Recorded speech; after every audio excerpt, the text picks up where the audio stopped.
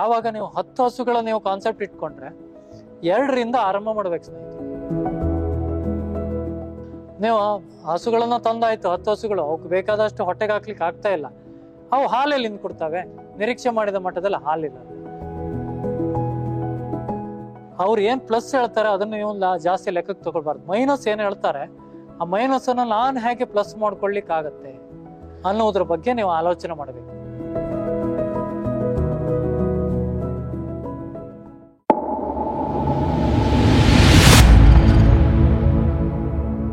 ಹೈನುಗಾರಿಕೆ ರೈತ ಬಂಧುಗಳಿಗೆ ನಮಸ್ಕಾರ. ಇವಾಗ ನಿಮಗೆ ಒಂದು ಹೈನುಗಾರಿಕೆ ಬಗ್ಗೆ ಒಂದು ಸ್ವಲ್ಪ ಮಾಹಿತಿ ಕೊಡೋಣ ಅಂತ ಆಲೋಚನೆ ಮಾಡಿದ್ದೇನೆ. ಈಗ ಚಿಕ್ಕದಾಗಿ ಏನೋ ಒಂದಿಷ್ಟು ಹೈನುಗಾರಿಕೆ ಮಾಡಬೇಕು, ಹಸುಗಳನ್ನು ಕಟ್ಟಬೇಕು ಅಂತ ಸಾಕಷ್ಟು ಜನರು ಆಸೆ ಪಡ್ತಾ ಇದ್ದಾರೆ. ಇತ್ತೀಚಿನ ದಿವಸದಲ್ಲಿ, ಮುಂಚೆನೂ ಇತ್ತು, ಇವಾಗಲೂ ಇದೆ. ಸಾಕಷ್ಟು ಜನ ಮಾಡಬೇಕು, ಬೇರೆ ಬೇರೆ ಡೈರಿ ಫಾರ್ಮ್ಗಳನ್ನು ವಿಸಿಟ್ ನೋಡ್ತಾರೆ, ಅಲ್ಲೆಲ್ಲ ಹಸುಗಳನ್ನು ನೋಡ್ತಾರೆ, ನಾವು ಈ ಥರ ಮಾಡಬೇಕು, ಎಲ್ಲ ಸರಿ, ಮಾಡಬೇಕು ಸರಿ, ಮಾಡುವುದೆಲ್ಲ ಸರಿ. ಆದರೆ ಆ ಕೆಲಸ ತುಂಬ ಟಫ್. ನಾವು ನೋಡಿದಷ್ಟು ಈಸಿ ಆಗಿರುವಂಥ ಕೆಲಸಗಳು ಅವಲ್ಲ. ಮಾಡಲಿಕ್ಕೆ ನಿರೀಕ್ಷೆ ಎಷ್ಟೋ ಜನ ಮಾಡಬೇಕು ಅನ್ನುವಂಥ ಆಸಕ್ತಿ ಇರುವವರು ಮಾಡಲೇಬೇಕಾದ ಕೆಲವೊಂದಿಷ್ಟು ಅಂಶಗಳಿವೆ. ಆ ಅಂಶಗಳನ್ನು ರೂಢಿಸಿಕೊಂಡ್ರೆ ಸುಲಭ. ಆ ಅಂಶಗಳು ಏನು, ಅದು ಹೇಗೆ ಮಾಡಬೇಕು, ನಾವು ಎಷ್ಟೇ ದೊಡ್ಡದು ಡೈರಿ ಮಾಡೋದಾದ್ರೂ ಯಾವ ಹಂತದಿಂದ ಆರಂಭ ಮಾಡಬೇಕು, ಆಮೇಲೆ ನಾವು ಯಾವ ಹಂತವನ್ನು ತಲುಪಲಿಕ್ಕೆ ಆಗುತ್ತೆ ಅನ್ನೋದ್ರ ಬಗ್ಗೆ ನಾನು ಒಂದು ಸ್ವಲ್ಪ ಸಲಹೆಗಳನ್ನು ಈ ದಿವಸದಲ್ಲಿ ನಾನು ಕೊಡ್ಲಿಕ್ಕೆ ಇಚ್ಛಿಸ್ತೇನೆ. ನೀವೊಂದು 10 ಹಸುಗಳನ್ನು ನೀವು ಸಾಕಬೇಕು ಅಂತ ನಿಮ್ಮ ಮನಸ್ಸಲ್ಲಿ ಏನೋ ಒಂದು ಸಂಕಲ್ಪ ಮಾಡಿದ್ದೀರಿ, ಒಂದು ಆಸೆ ನಿಮ್ಮಲ್ಲಿ ಬಂದಿದೆ ಅಂತಂದ್ರೆ, ಆ ಹಸುಗಳನ್ನ ಕಟ್ಟಲಿಕ್ಕೆ ಇರಲಿಕ್ಕೆ ಸಾಕಷ್ಟು ಒಂದು ಸ್ವಲ್ಪ ಸಮಯವನ್ನು ನೀವು ತಗೊಳ್ಬೇಕು. ಸಮಯ ತಗೊಳ್ಳೋದಂದ್ರೆ, ನೀನು 1 ವರ್ಷ ಬಿಟ್ಟು ನೀವು ಡೈರಿ ಮಾಡ್ಬೇಕು ಅಂತಂದ್ರೆ ಆ 1 ವರ್ಷದ ಗ್ಯಾಪ್ನಲ್ಲಿ ಸಾಕಷ್ಟು ಡೈರಿಗಳನ್ನು ವಿಸಿಟ್ ಮಾಡಬೇಕು. ಬೇರೆ ಬೇರೆ ಡೈರಿಗಳು, ದೊಡ್ಡ ಡೈರಿಗಳು ಅಥವಾ ಚಿಕ್ಕ ಡೈರಿಗಳು ಎಲ್ಲವನ್ನು ನೀವು ವಿಸಿಟ್ ಮಾಡ್ಬೇಕು. ದೊಡ್ಡ ಪ್ರಮಾಣದಲ್ಲಿ ಇರುವುದನ್ನು ವಿಸಿಟ್ ಮಾಡಬೇಕು, ಚಿಕ್ಕ ಪ್ರಮಾಣದಲ್ಲಿ ಇರುವುದನ್ನು ವಿಸಿಟ್ ಮಾಡ್ಬೇಕು. ಯಾಕೆ ಇದನ್ನ ಹೇಳ್ತಾ ಇದ್ದೀನಿ ಅಂದ್ರೆ, ದೊಡ್ಡ ಪ್ರಮಾಣದಲ್ಲಿ ಮಾಡುವಂತ ಡೈರಿಯಲ್ಲಿ ನಡೆಯುವಂತ ಕೆಲಸಗಳೇ ವೈಖರಿಯೇ ಬೇರೆ ಆಗಿರುತ್ತೆ. ಅದೇ ಚಿಕ್ಕ ಪ್ರಮಾಣದಲ್ಲಿ ಇರುವಂತ ಡೈರಿಯಲ್ಲಿ ಕೆಲಸ ಮಾಡುವಂತ ವೈಖರಿಯೇ ಬೇರೆ ರೀತಿ ಇರ್ತದೆ. ನಿಮಗೆ ಆವಾಗ ನಾವು ಯಾವ ರೀತಿಯಲ್ಲಿ ಮಾಡಬಹುದು, ನಾವು ಈ ರೀತಿ ಮಾಡಿದ್ರೆ ಕೆಲಸಗಳು ಹೇಗಿರ್ತದೆ ಅನ್ನೋದು ನಿಮಗೆ ಸ್ಪಷ್ಟವಾಗಿ ನಿಮ್ಮ ಮನಸ್ಸಲ್ಲಿ ಬರ್ತದೆ. ನಾವು 10 ಹಸುಗಳನ್ನ ಕಟ್ಟುವುದಾದ್ರೆ ಯಾವ ರೀತಿ ಕೆಲಸ ಇರುತ್ತೆ, ನಾವು ಯಾವ ರೀತಿ ಮಾಡಬೇಕು, ಈಗ ನೋಡಿರುವಂತ ಡೈರಿ ಫಾರ್ಮ್ನಲ್ಲಿ ಯಾವ ರೀತಿ ಕೆಲಸದ ಮೆಥಡ್ ಅನ್ನ ನಮ್ಮ ಡೈರಿಯಲ್ಲಿ ಅಳವಡಿಕೆ ಮಾಡ್ಕೊಳ್ಬಹುದು ಅನ್ನುವಂಥ ವಿಚಾರಗಳು ನಿಮ್ಮ ಮನಸ್ಸಲ್ಲಿ ಸ್ಪಷ್ಟವಾಗಿ ಮೂಡ್ತದೆ. ಅದಾದ ನಂತರ ಅಲ್ಲಿ ನೀವು ಚರ್ಚಿಸಬೇಕು. ಎಷ್ಟು ಹಸುಗಳನ್ನ ನೀವು ಇಟ್ಟಿದ್ದೀರಿ, ಯಾವ ರೀತಿ ನೀವು ಇಲ್ಲಿ ನಿರ್ವಹಣೆಯನ್ನು ಮಾಡ್ತಾ ಇದ್ದೀರಿ, ಯಾವ ರೀತಿ ಪ್ರಾಫಿಟ್ ಬರ್ತಾ ಉಂಟು, ಇದರಲ್ಲಿ ಮೈನಸ್ ಏನು ಪ್ಲಸ್ ಏನು. ಅವ್ರು ಏನ್ ಪ್ಲಸ್ ಹೇಳ್ತಾರೆ ಅದನ್ನ ನೀವು ಜಾಸ್ತಿ ಲೆಕ್ಕಕ್ಕೆ ತಗೊಳ್ಬಾರ್ದು. ಮೈನಸ್ ಏನ್ ಹೇಳ್ತಾರೆ ಆ ಮೈನಸ್ ಅನ್ನ ನಾನು ಹೇಗೆ ಪ್ಲಸ್ ಮಾಡ್ಕೊಳ್ಲಿಕ್ಕೆ ಆಗತ್ತೆ ಅನ್ನೋದ್ರ ಬಗ್ಗೆ ನೀವು ಆಲೋಚನೆ ಮಾಡಬೇಕು. ಆಮೇಲೆ ಇದರಲ್ಲಿ ನೀವು ಲೇಬರ್ನ ಇಟ್ಕೊಂಡು ಮಾಡುವಂತ ಕಾನ್ಸೆಪ್ಟ್ ಬಹಳ ಕಷ್ಟದ ಕೆಲಸ. ನಾನೆಲ್ಲೋ ಬೇರೆ ಕಡೆ ಇರ್ತೇನೆ, ಇಲ್ಲ ಜಾಲಿಯಾಗಿ ನಾನೆಲ್ಲೋ ಬೇರೆ ಕಡೆ ಸುತ್ತಾಡ್ಕೊಂಡಿರ್ತೇನೆ, ಒಂದಿಷ್ಟು ಹಸುಗಳನ್ನು ಇಡ್ತೇನೆ ಲೇಬರ್ ಹಾಕಿ, ಅದರಿಂದ ಒಂದಿಷ್ಟು ಪ್ರಾಫಿಟ್ ಬರುತ್ತೆ. ಯಾಕೆ ಬರುತ್ತೆ ಅಂತ ನಿಮ್ಮ ತಲೆಯಲ್ಲಿ ಬರುತ್ತೆ ಅಂದ್ರೆ, ಯೂಟ್ಯೂಬ್ನಲ್ಲೆಲ್ಲ ಪ್ರತಿಯೊಬ್ರು ಹೇಳ್ತಾರೆ, ನಮ್ಮಲ್ಲಿ 5 ಹಸುಗಳಿದೆ, ವಾರ್ಷಿಕವಾಗಿ ನಾನು 10 ಲಕ್ಷ ಪ್ರಾಫಿಟ್ ನೆಟ್ ತೆಗಿತಾ ಇದ್ದೇನೆ ಅಂತ. ಹೀಗೆ ಸಾಕಷ್ಟು ವಿಡಿಯೋಗಳನ್ನು ನಾನು ನೋಡಿದವನು, ಬಟ್ ಕಾರ್ಯಗತವಾಗಿ ಮಾಡ್ಲಿಕ್ಕಲ್ಲ, ಹೀಗೆ ನೋಡಿದ್ದೇನೆ. ಬಟ್ ಅದು ಎಲ್ಲವೂ ಸಹ ಆ ನಿರೀಕ್ಷೆ ಮಟ್ಟದಲ್ಲಿ ಇರುವುದಿಲ್ಲ. ಯಾಕಂದ್ರೆ ಅಲ್ಲಿನ ಕಾರ್ಯವೈಖರಿಗಳು, ಅಲ್ಲಿ ಅವ್ರು ಏನು ವಿಡಿಯೋ ಮಾಡಿದ್ದಾರೆ ಆ ಜಾಗಕ್ಕೂ ನೀವಿರುವಂಥ ಜಾಗಕ್ಕೂ ಅಲ್ಲಿನ ಪರಿಸರಕ್ಕೂ ಅಜಗಜಾಂತರ ವ್ಯತ್ಯಾಸ ಇರುತ್ತೆ. ಆ ಪ್ಲೇಸ್ನಲ್ಲಿ ಇರುವಂಥ ಹಸು ನಿಮ್ಮ ಏರಿಯಾದಲ್ಲಿ ಬಂದಾಗ ಅದೇ ಪ್ರಮಾಣದಲ್ಲಿ ಹಾಲು ಕೊಡುತ್ತೆ ಅನ್ನುವಂಥ ನಿರೀಕ್ಷೆ ಇರಲ್ಲ. ಕ್ಲೈಮೇಟ್ ಟಫ್ ಆಗಿದ್ರೆ, ಬೇರೆ ಕಡೆ ತಂಪು ಹವಾಮಾನದಲ್ಲಿ 20 ಲೀಟರ್ ಹಾಲು ಕೊಡ್ತಿದ್ದ ಹಸು ಇಲ್ಲಿ ನಮ್ಮ ಹವಾಗುಣದಕ್ಕೆ ಬಂದಾಗ 10 ಲೀಟರ್ ಬರುತ್ತೆ. ಅವಾಗ 10 ಲೀಟ್ರಿನ ಮಾರ್ಜಿನ್ ನಿಮ್ಗೆ ಹೋಗುತ್ತೆ. ಅದರಿಂದ ಅದನ್ನೆಲ್ಲ ನೀವು ಜಾಸ್ತಿ ಜಸ್ಟ್ ನಿಮ್ಮ ಒಂದು ಏನಾದರೂ ನಿಮ್ಗೆ ಅದರಲ್ಲಿ ಅಂಶ ಇದೆಯಾ ತಗೊಳ್ಳಿಕ್ಕೆ, ಅದಕ್ಕೆ ಮಾತ್ರ ನೀವು ನೋಡ್ಬೇಕು. ಅದು ಬಿಟ್ಟು ಮಿಕ್ಕಿದ್ದು ನೀವು ಮಾಡುವಾಗ ನೇರವಾಗಿ ಸಂಪರ್ಕ ಮಾಡಿ ಯಾವ ರೀತಿ ನಾವು ನಿರ್ವಹಿಸ್ಬೋದು, ನಮ್ಮ ಕೆಪಾಸಿಟಿಗೆ ಅನುಗುಣವಾಗಿ ಎಷ್ಟು ಹಸುಗಳನ್ನು ನಾವು ಮಾಡ್ಬೋದು ಅನ್ನೋದು ಇದು ಮಾಡ್ಬೋದು. ನಾನು ಹೇಳಿದೆ, ನಿಮ್ಮ ಮನೆಯಲ್ಲಿ ಸಪೋರ್ಟಿಗೆ ಇದ್ದಾರೆ, 1-2 ಕರೆಕ್ಟಾಗಿ ಕೆಲಸ ಮಾಡೋರು ಇದ್ದಾರೆ ಅಂತಿದ್ದಾಗ 10 ಹಸುಗಳನ್ನು ನೀವು ನಿರ್ವಹಿಸ್ಬೋದು.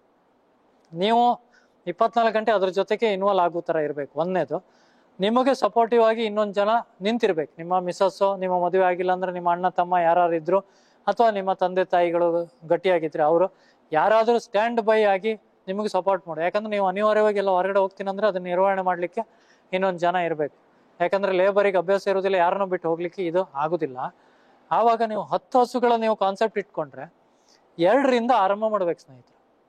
2 ದಿನ. ಯಾಕೆ ಹೀಗೆ ಹೇಳ್ತಿದ್ದೀರಿ ಅಂದ್ರೆ, ನೀವು ಒಂದೇ ಸಲ ನೀವು ಎಷ್ಟೋ ಒಂದು ಕ್ಯಾಲ್ಕುಲೇಷನ್ ಹಾಕಿ, ನಾನು 10 ಹಸುಗಳಿಟ್ರೆ 100 ಲೀಟರ್ ಹಾಲು ನಾವು ತೆಗಿಬೋದು, 100 ಲೀಟ್ರಿಗೆ ಇಂತಿಷ್ಟು, 1 ಲೀಟ್ರಿಗೆ 25 ರೂಪಾಯಿ ಬರುತ್ತೆ, 30 ರೂಪಾಯಿ ಬರುತ್ತೆ, ಇಂಟು ಇಷ್ಟು ಖರ್ಚಿಗೆ ಇಷ್ಟು ಹೋಗುತ್ತೆ, ಇಷ್ಟು ಪ್ರಾಫಿಟ್ ಬರುತ್ತೆ, ಈ ಲೆಕ್ಕಾಚಾರ ಹಾಕಿ ನೀವು ಇದನ್ನು ಮಾಡ್ಲಿಕ್ಕೆ ಆಗಲ್ಲ. ನೀವು 10 ಹಸುಗಳನ್ನು ಕಟ್ಟಬೇಕಂದ್ರೆ 2 ಹಸುಗಳನ್ನು ನೀವು ಸಾಕಿ. ಇದರಿಂದ ಎಷ್ಟು ಬೆನಿಫಿಟ್ ಅಂದ್ರೆ, ನೀವು ಇಷ್ಟೊತ್ತರೆಗೆ ನೀವು ಡೈರಿ ಮಾಡಿರಲ್ಲ, ಈಗ ನೀವು ಮಾಡ್ಲಿಕ್ಕೆ ಹೊರಟಿದ್ದೀರಿ ಹೊಸದಾಗಿ, ಆವಾಗ ಈ 2 ಹಸುಗಳ ಅವ ಏನು ಅಂತ ನಿಮ್ಗೆ ಕರೆಕ್ಟಾಗಿ ಗೊತ್ತಾಗುತ್ತೆ. ಈ 2 ಹಸುಗಳಿಗೆ ಎಷ್ಟು ಮೇವು ನಾವು ಕೊಡ್ಬೇಕಾಗತ್ತೆ, ಅಷ್ಟು ಮೇವು ಕೊಟ್ರೆ ನನಗೆ ಎಷ್ಟು ಖರ್ಚಾಗತ್ತೆ, 2 ಹಸುಗಳಿಂದ ಎಷ್ಟು ನನಗೆ ಹಾಲು ಉತ್ಪಾದನೆ ಆಗ್ತಾ ಇದೆ, ಈ ಹಾಲು ಉತ್ಪಾದನೆಗೂ ಈ ಖರ್ಚಿಗೂ ಎಷ್ಟು ಟ್ಯಾಲಿ ಆಗ್ತಾ ಇದೆ, ನಾನು ಈ ಖರ್ಚುಗಳನ್ನ ಕಮ್ಮಿ ಮಾಡ್ಬೇಕಂದ್ರೆ ನಾನು ಏನ್ ಮಾಡ್ಬೇಕು, ಹಸಿರು ಮೇವುಗಳನ್ನು ಯಾವ ಪ್ರಮಾಣದಲ್ಲಿ ನಾನು ಬೆಳೆಸ್ಬೇಕಾಗತ್ತೆ, 2 ಮೇವು ಹಸುಗಳು ಎಷ್ಟು ಹಸಿರು ಮೇವುಗಳನ್ನು ತಿಂತಾ ಇದ್ದಾವೆ, ನಮ್ಮಲ್ಲಿ ಇರುವಂತ ಜಾಗ ಎಷ್ಟು, ಈ ಜಾಗಕ್ಕೆ ಅನುಗುಣವಾಗಿ ನಾನು ಎಷ್ಟು ಹಸಿರು ಮೇವುಗಳನ್ನ ಬೆಳೆಸಬಹುದು, ಆ ಹಸಿರು ಮೇವಿಗೆ ಅನುಗುಣವಾಗಿ ಎಷ್ಟು ಹಸುಗಳನ್ನು ನಾನು ಸಾಕ್ಬಹುದು ಅನ್ನುವ ಕ್ಯಾಲ್ಕುಲೇಷನ್ ನಿಮ್ಗೆ ಕರೆಕ್ಟಾಗಿ ನಿಮ್ಗೆ ಅರ್ಥ ಆಗುತ್ತೆ. ನೀವು ಇಲ್ಲ, ನಿಮ್ಮಲ್ಲಿ ಹಸಿರು ಮೇವು ಬೆಳೆಸ್ಲಿಕ್ಕೆ ಜಾಗ ಕಮ್ಮಿ ಇದೆ, ದನಗಳು ಮಾತ್ರ ನೀವು 10 ತಗೊಂಡು ಬಂದ್ರೆ ಹಸಿರು ಮೇವು ಶಾರ್ಟೇಜ್ ಆಗುತ್ತೆ. ಹೊರಗಡೆಯಿಂದ ಹಸಿರು ಮೇವು ತರಿಸಿದ್ರೆ ನಿಮಗೆ ಲಾಸ್ ಆಗುತ್ತೆ. ಹೊರಗಡೆಯಿಂದ ಒಣಮೇವು ತರಿಸಿದ್ರು ಅದು ಕಮ್ಮಿ ಆಗುತ್ತೆ. ಒಣಮೇವು ಬರೀ ಹಾಕಿದ ತಕ್ಷಣ ನಿಮ್ಗೆ ಹಾಲು ಡ್ರೈ ಆಗುತ್ತೆ, ನಿಮ್ಗೆ ಪ್ರಾಫಿಟ್ ಇರಲ್ಲ. ನೀವು ಹಸುಗಳನ್ನ ತಂದಾಯ್ತು, 10 ಹಸುಗಳು, ಅವಕ್ಕೆ ಬೇಕಾದಷ್ಟು ಹೊಟ್ಟೆಗೆ ಹಾಕ್ಲಿಕ್ಕೆ ಆಗ್ತಾ ಇಲ್ಲ, ಅವು ಹಾಲೆಲ್ಲಿ ಕೊಡ್ತವೆ, ನಿರೀಕ್ಷೆ ಮಾಡಿದ ಮಟ್ಟದಲ್ಲಿ ಹಾಲಿಲ್ಲ. ನೀವು ಒಂದು 6 ತಿಂಗಳು ನೋಡ್ತೀರಿ, 8 ತಿಂಗಳು ನೋಡ್ತೀರಿ, 1 ವರ್ಷ ನೋಡ್ತೀರಿ, ನಿಮ್ ಕೈಲಿರೋ ಹಣ ಪೂರ ಖಾಲಿ ಆಗತ್ತೆ. ಈ ಕಡೆ ಇನ್ಕಮ್ ಇಲ್ಲ, ಈ ಕಡೆಯಿಂದ ನಿಮ್ಗೆ ಹಾಕ್ಲಿಕ್ಕೆ ಎಲ್ಲಿಂದ ತರದಪ್ಪ, ಏನ್ ಮಾಡೋದು? ಆವಾಗ ಡೈರಿಯನ್ನೇ ನೀವು ಬೇಜಾರು ಬಂದು ಡೈರಿಯನ್ನೇ ಕ್ಲೋಸ್ ಮಾಡ್ತೀರಿ. ಈ ಹಂತ ನೀವು ತಲುಪಬಾರ್ದು ಅಂತಂದ್ರೆ 2ರಿಂದ ಆರಂಭಿಸಿ, ಸ್ಟೆಪ್ ಬೈ ಸ್ಟೆಪ್ ಹೋಗಿ. ನೀವು ಆ 2 ಹಸುಗಳ ಏನು ನ್ಯೂನತೆಗಳಿದೆ ಹೇಗೆ, ಯಾಕಂದ್ರೆ 2 ಹಸುಗಳಲ್ಲಿ ಎಲ್ಲವೂ ಚೆನ್ನಾಗಿರ್ತವೆ ಅಂತ ಆಗಲ್ಲ, ಕೆಲವು ಸಲ ಏನೋ ಪ್ರಾಬ್ಲಮ್ ಇರ್ತದೆ. ಆವಾಗ ನಾನು ನೆಕ್ಸ್ಟ್ ಟೈಮ್ ತಗೊಳ್ಳುವಾಗ ಯಾವ ರೀತಿ ತಗೊಳ್ಬೇಕು, ಈ ಸಲ ತಗೊಂಡಿದ್ದು ಚೆನ್ನಾಗಿದ್ಯಾ, ಇಲ್ಲ ಇದ್ರಲ್ಲಿ ಏನೋ ಸಮಸ್ಯೆ ಇದೆಯಾ, ನೆಕ್ಸ್ಟ್ ಸಲ ನಾವು ನೋಡುವಾಗ ಈ ರೀತಿ ಬಂದ್ರೆ ಹೀಗೆ ಬರುತ್ತೆ, ನಾವು ಚಾಯ್ಸ್ ಮಾಡ್ಲಿಕ್ಕೆ ಅನುಕೂಲ ಆಗುತ್ತೆ. ಮತ್ತೆ 2 ತಿಂಗಳಿನಲ್ಲಿ ಒಂದು ಹಂತದವರೆಗೆ ಹಾಲು ಇದ್ದಿದ್ದು ಸ್ವಲ್ಪ ಡೌನ್ ಆಗುತ್ತೆ. ಆ ಟೈಮ್ನಲ್ಲಿ ನೀವು 2 ಹಸು ತಗೊಂಡಾಗ ಅದು ಹಾಲು ಕರೆಯುವಂತ ಹಸು ಆಗಿದ್ರೆ ಆವಾಗ ನಿಮ್ಗೆ ಏನಾಗುತ್ತೆ, ಈ ಹಾಲು ಮುಂಚಿನ ಹಾಲು ಇಲ್ಲಿ ಬಂದಿರೋ ಕರೆಯುವ ಸ್ವಲ್ಪ ಜಂಪ್ ಆಗುತ್ತೆ. ಆವಾಗ ನಿಮ್ ಕೆಲ್ಸನೂ ಅಷ್ಟೇ, 2 ಹಸುಗಳಿಗೆ ಏನ್ ಕೆಲಸ ಮಾಡ್ತಾ ಇದ್ದೀರಿ ಆವಾಗ ಇನ್ನೂ ಸ್ವಲ್ಪ ಎಕ್ಸ್ಟ್ರಾ ಕೆಲಸ ಬರುತ್ತೆ. ಆವಾಗ ನಿಮ್ಗೆ ಒಂದೇ ಸಲ ಪೂರ್ಣ ಪ್ರಮಾಣದ ಕೆಲಸ ನಿಮ್ ತಲೆ ಮೇಲೆ ಬೀಳಲ್ಲ, ಹಂತವಾಗಿ ಬೀಳೋದ್ರಿಂದ ನಿಮ್ ಕೆಲಸವನ್ನು ನಿರ್ವಹಿಸ್ಕೊಂಡು ಹೋಗ್ಲಿಕ್ಕೆ ಈಸಿ ಆಗುತ್ತೆ.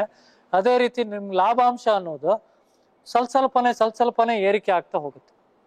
ಇದೇ ರೀತಿ ಹಂತವಾಗಿ ಒಂದು 6ರಿಂದ 8 ತಿಂಗಳಿನಲ್ಲಿ ನಿಮ್ಮ 10 ಹಸುಗಳ ಏನ್ ಕಟ್ಟಬೇಕಂತೀರಿ ಆ ಗುರಿಯನ್ನ ನೀವು ರೀಚ್ ಆಗಿ, ಒಂದು 10 ತಿಂಗಳಿನಲ್ಲಿ ರೀಚ್ ಆಗಿ. ಆಗ ನಿಮಗೇನಾಗುತ್ತೆ, ಇಲ್ಲಿ ಸ್ಟಾರ್ಟಿಂಗ್ ಬಂದ ದನಗಳೆಲ್ಲ ಡ್ರೈ ಪೀರಿಯಡ್ಗೆ ಬರ್ತಾ ಇರ್ತವೆ. ಹೀಗೆ ಹಂತವಾಗಿ ನೀವು ಅಲ್ಲಿ ಒಂದಿಷ್ಟು 2 ದನಗಳು ಡ್ರೈ ಆಗ್ತವೆ, 2 ದನಗಳು ಹಸುಗಳು ಕರು ಆಗ್ತವೆ. ಆವಾಗ ನಿಮ್ಗೆ ಹಾಲಿನ ಬ್ಯಾಲೆನ್ಸ್ ಅನ್ನೋದು ವರ್ಷ ಪೂರ ಆಲ್ಮೋಸ್ಟ್ ಬ್ಯಾಲೆನ್ಸ್ ಮಾಡ್ಕೊಂಡು ಹೋಗ್ಲಿಕ್ಕೆ ಆಗುತ್ತೆ. ಆವಾಗ ನಿಮ್ಗೆ ಇಲ್ಲಿ ಬರುವಂತ ಖರ್ಚುಗಳು, ನಿಮ್ ಮೈಂಟೆನೆನ್ಸ್ ಒಂದೇ ತರ ಇರುತ್ತೆ. ಆವಾಗ ಜಾಸ್ತಿ ತಲೆ ಕೆಡಿಸ್ಕೊಳ್ಬೇಕಾದ ಅಂಶ ಇರಲ್ಲ.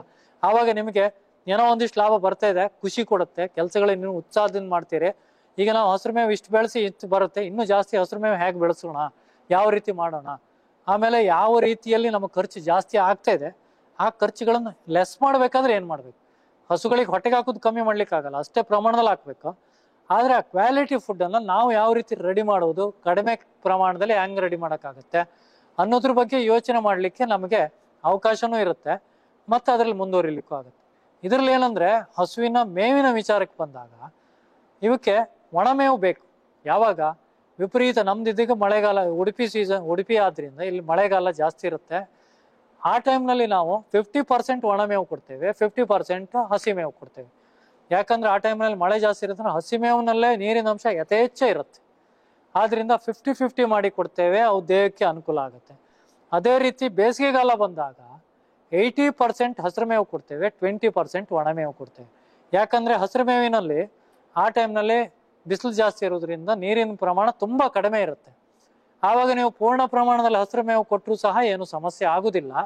ಆವಾಗ ಸಮ್ಮರ್ ಆಗಿದ್ರಿಂದ ಹಸಿರು ಮೇವು ಬೆಳೆಸಲಿಕ್ಕೆ ಅನುಕೂಲ ಇಲ್ಲದೆ ಇರುವಾಗ ಪೂರ್ಣ ಪ್ರಮಾಣದಲ್ಲಿ ಕೊಡ್ಲಿಕ್ಕೆ ಆಗ್ಲಿಲ್ಲ, ಅಟ್ಲೀಸ್ಟ್ 80% ಹಸಿರು ಮೇವು ನಾವು ಕೊಡ್ಲೇಬೇಕು. ಆ ಟೈಮ್ನಲ್ಲಿ ನಾವು ಒಣ ಮೇವನ್ನೇ ಜಾಸ್ತಿ ಕೊಟ್ಬಿಟ್ರೆ ಅವು ಸಿಕ್ಕಾಪಟ್ಟೆ ಸಫರ್ ಆಗ್ತವೆ, ಹಾಲಿನ ಇಳುವರಿ ಟೋಟಲಿ ಡಲ್ ಆಗಿ ಬಿಡುತ್ತೆ. ಅಷ್ಟು ಟೋಟಲ್ ಡಲ್ ಆಗಿಬಿಟ್ರೆ ನಮಗೇನು ಮಾಡೋಕ್ಕಾಗಲ್ಲ. ಆವಾಗ ಬಿಸಿಲು ಜಾಸ್ತಿ ಇರೋದ್ರಿಂದ ಯಥೇಚ್ಛ ಹಸಿಹುಲ್ ಕೊಡಬೇಕಾದ್ರೆ ನಮ್ಮ ಜಾಗ ಅಷ್ಟು ಇರಬೇಕು, ಮತ್ತೆ ಆ ಹಸಿರು ಮೇವು ಬೆಳೆಸ್ಲಿಕ್ಕೆ ನಾವು ಆದಷ್ಟು ಹನಿ ನೀರನ್ನ ಕಡಿಮೆ ಪ್ರಮಾಣದಲ್ಲಿ ಕೊಟ್ಟು ಹಸಿರು ಮೇವನ್ನ ಜಾಸ್ತಿ ಬೆಳೆಸ್ಲಿಕ್ಕೆ ಯಾವ ರೀತಿ ಆಗತ್ತೆ, ಇದನ್ನೆಲ್ಲ ನಾವು ಒಂದ್ ಸ್ವಲ್ಪ ತಯಾರಿ ಮಾಡ್ಕೋಬೇಕು. ಮತ್ತೆ ಇದಕ್ಕೆಲ್ಲ ಸಿಕ್ಕಾಪಟ್ಟೆ ಲೇಬರ್ ಬೇಕಾಗತ್ತೆ. ಆ ಲೇಬರ್ ಅನ್ನ ರೆಡ್ಯೂಸ್ ಮಾಡ್ಕೊಂಡು ನಾವು ಯಾವ ರೀತಿ ಕೆಲಸ ಮಾಡ್ಲಿಕ್ಕೆ ಆಗತ್ತೆ, ಇದನ್ನೆಲ್ಲ ನಾವು ಒಂದ್ ಸ್ವಲ್ಪ ಆಲೋಚನೆ ಮಾಡ್ಕೊಂಡು ಮಾಡಿದ್ರೆ ಲೇಬರ್ ಕಾಸ್ಟ್ ಅನ್ನ ಇದನ್ನ ಲೆಸ್ ಮಾಡ್ತಾ ಬರ್ಬೇಕು ನಾವು. ಆವಾಗ ನಿಮಗೆ ಪ್ರಾಫಿಟ್ ಬರುತ್ತೆ. ಈ ರೀತಿ ಮಾಡೋ ಫೀಡಿನಲ್ಲೂ ಅಷ್ಟೇ, ಹುಲ್ಲಿನ ಬಗ್ಗೆ ಹೇಳಿದೆ, ಫೀಡು ಅಷ್ಟೇ ಯಾವ್ದೋ ಒಂದು ಸಿಗತ್ತೆ ಅದನ್ನೇ ಕಂಟಿನ್ಯೂಷನ್ ಹಾಕುವುದಲ್ಲ. ನಾವು KMF ಫೀಡ್ ಕೊಡ್ತಾರೆ, ಅದು ಗುಣಮಟ್ಟದ್ದಿರುತ್ತೆ. ಅದೇ ರೀತಿ